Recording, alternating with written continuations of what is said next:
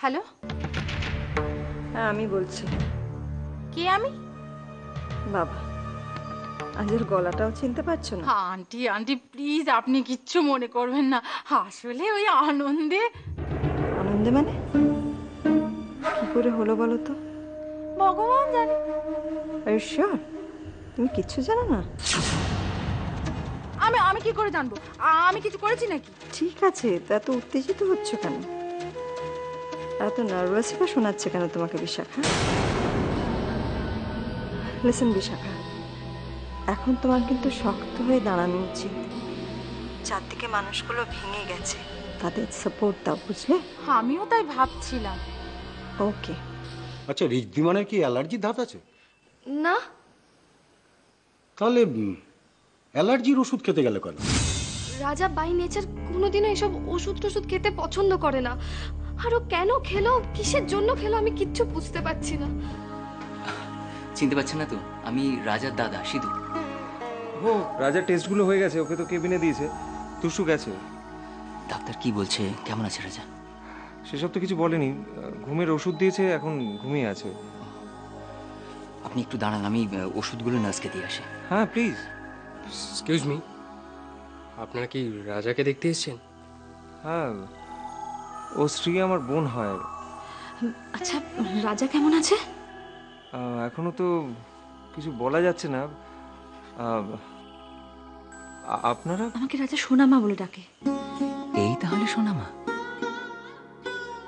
আরে বাবা, ওই ওই টেস্ট রিপোর্টগুলো পড়েই তো বোঝা যাবে যে রাজার আসলে কি হয়েছে আর সেটা কতটা গুরুতর। সেরকম হলে রাজাকে নয় ভালো কোনো নার্সিং হোমে ট্রান্সফার করতে হবে। সে নয় আমার চেনা জানা আছে। আমরা সকলে মিলে রাজাকে ঠিক ফিরিয়ে আনবো, সুস্থ করে ফিরিয়ে আনবো। আপনি দেখবেন। রাজা, ওঠো বাবা। রাজা, রাজা, তাড়াতাড়ি সুস্থ হয়ে ওঠো বাবা, তাড়াতাড়ি সুস্থ হয়ে ওঠো। মা, ওনার ঘুম ভাঙলে আপনাদের সবাইকে দেখতে দেওয়া হবে। প্লিজ যান। মা, মা। জ্ঞান ফিরে এসেছে। বিশ্বাস করুন, বাড়ির এইরকম চরম বিপদের দিনে আমি আমি কি করে দূরে সরে থাকি বলুন তো? তাই আমি সব ভুলে ছুটে এসেছি। মা, মা, আপনি বিশ্বাস করুন, এর মধ্যে আমার আর অন্য কোনো উদ্দেশ্য নেই। আমি জানতাম এরকমই একটা কিছু হবে। দুষ্টুর মোটেও উচিত হয়নি ওকে ওই আরকটা খাওয়ানো। ওটা খাওয়ার পরেই তো রাজা ওটা হজম করতে পারেনি, তাই এইভাবে রক্ত বমি করছে। মেজ বৌদি, ছোটদা রক্ত বমি করছে না। তাহলে প্রচন্ড কাশছে, কাশতে কাশতে মুখ দিয়ে রক্ত উঠেছে। চোখের মধ্যে কিছু একটা ছিল। মা তুমিও? একটু চুপ কত। সুস্থ ছেলে আমার দিব্যি হেসে খেলে গান গাইছিল, হঠাৎ করে আরকটা খাওয়ার পর থেকে কাশতে শুরু করলো। কি কিসের আরক?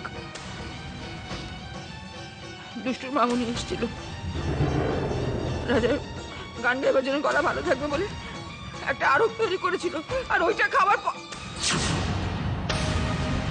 একবার যুক্তি দিয়ে ভেবে দেখো, আমাদের নিজেদের রান্নাঘরে তৈরি করা একটা আরক, সেটা খেয়ে কখন এরকম হতে পারে, এত কাশি হতে পারে? যদি না কেউ ইচ্ছে করে তাতে কেউ কিছু মিশিয়ে থাকে। অত শতও আমি জানি না। ওটা খাবার পর থেকে যখন, অবশ্য আমার ভাবনাটা ভুলও হতে পারে। যাকে যা হবার হয়ে গেছে, এখন ঘরের ছেলে সুস্থ হয়ে ঘরে ফিরে আসুক, রাজাটা আবার গান গাইতে পারুক, আর মায়ের স্বপ্ন সফল করুক। আমি কি খাবারগুলো গরম করে দেব?